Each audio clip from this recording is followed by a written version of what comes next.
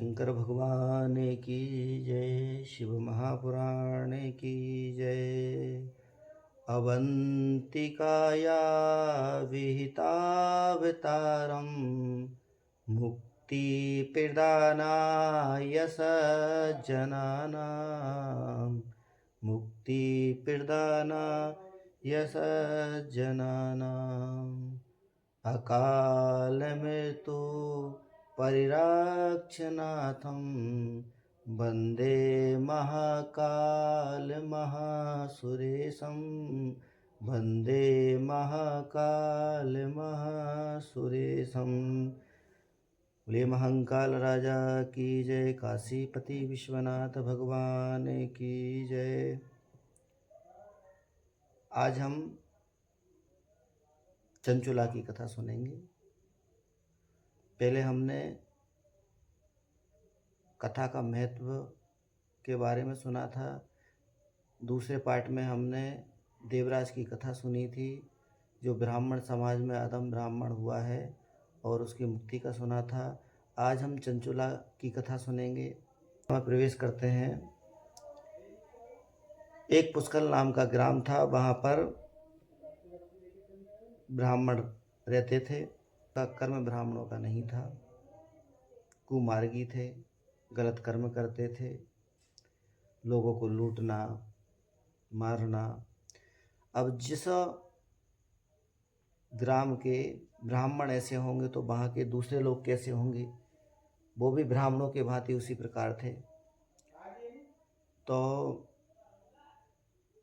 चंचुला के पति का नाम बिनुंग था। अपनी सुंदर सुशील पत्नी को छोड़ के बिनुंग, उसका पति, वैश्यागामी था।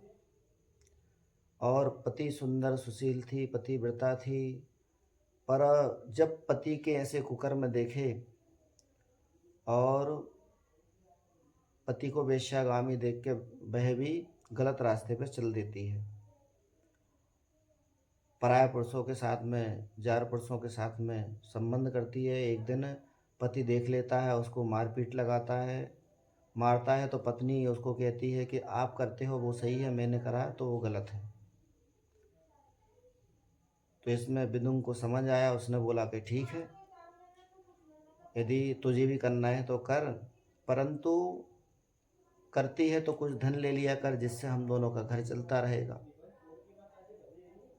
क्योंकि दोनों दुर्बुद्धि थे, समझ तो थी नहीं। विनाश काले विपरीत बुद्धि वाली बात है।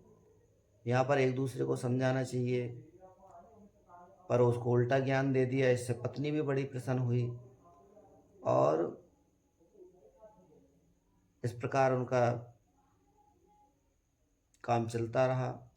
कुछ समय बाद उसके पति का देहांत होता है। बिनुंग नाम का जो पति रहता है, और विंध्याचल क्षेत्र में भयंकर प्रेत बनता है।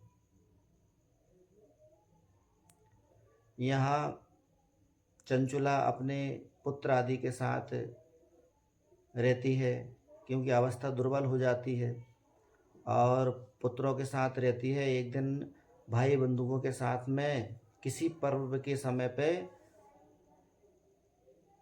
वह गंगा आदि नदी स्नान करने जाती है, और वहीं पर एक पंडित जी शिवालय में शिव महापुराण की कथा सुना रहे थे। शिव महापुराण की कथा में उन्होंने सुनाया कि जो गलत कर्म करते हैं तो वो नरक में जाते हैं, और नरक में जाकर उनके साथ अनंत प्रकार की नरक की योनियों को भोगना पड़ता है, जो गलत कर्म करते हैं। यह बात चंचुला ने भी सुनी। कथा पूर्ण होती है, और कथा जैसे ही पूर्ण हो जाती है तो चंचुला वहीं पर ठहरती है। जो कथावाचक पंडित जी थे उनके पास में पहुँचती है, उनसे निवेदन करती है, उनको सारा वृतांत बतलाती है कि मैं ऐसी दुराचारणी पापाचारणी हूँ, मेरे पापों का अंत कैसे होगा, मैंने ऐसे ऐसे कर्म करे हैं। तब जो कथावाचक पंडित जी थे उन्होंने बताया है कि शिव की कृपा से आज तुम्हें ज्ञान प्राप्त हुआ है, तुम्हें उस चीज़ का पश्चाताप है। हमें जिस चीज़ का पश्चाताप हो जाए तो समझ लो कहीं ना कहीं भगवान की कृपा होगी हमारे ऊपर। तो उसको बतलाते हैं कि तुम्हें पश्चाताप है और तुम शिव की शरण में आ गई हो, इसलिए शिव पुराण की कथा सुनो। तो उन पंडित जी ने बिना स्वार्थ परोपकार के शिव जी की कथा उसको सुनाई और शिव जी की कथा से उसकी मुक्ति हो जाती है। मुक्ति होने के बाद में शिवलोक को जाती है वो, और शिवलोक में देखिए भगवान की कृपा देखिए, शिवलोक में उत्तम विमान में बैठ के जाती है और वहाँ पर भगवान का स्वरूप देखती है। शिव जी का स्वरूप अनंत है, कर्पूर गौरम, भगवान कपूर के समान गोरे हैं, करुणावतारम, करुणा करने वाले, कर्पूर गौरम करुणावतारम, संसार सारम, इस संसार को पालने वाले, भुजग सेनम।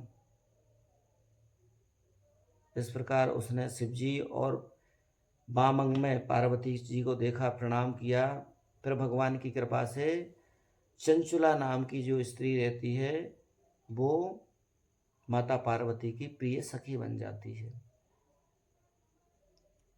आज कथा में इतना ही सुनेंगे। अगली कथा चंचुला का पति जो बिदुंग था, कल की कथा बिदुंग की सुनेंगे। सभी हमारे यूट्यूब चैनल पर बने रहें, और हमारी वीडियो अच्छी लगती है तो उसको लाइक कमेंट करें, शेयर करें, चैनल को सब्सक्राइब करें, जिससे ये शिव पुराण की कथा आप पूरा इस पे चैनल पे सुन पाएंगे। सभी को राधे राधे, सभी का कल्याण हो।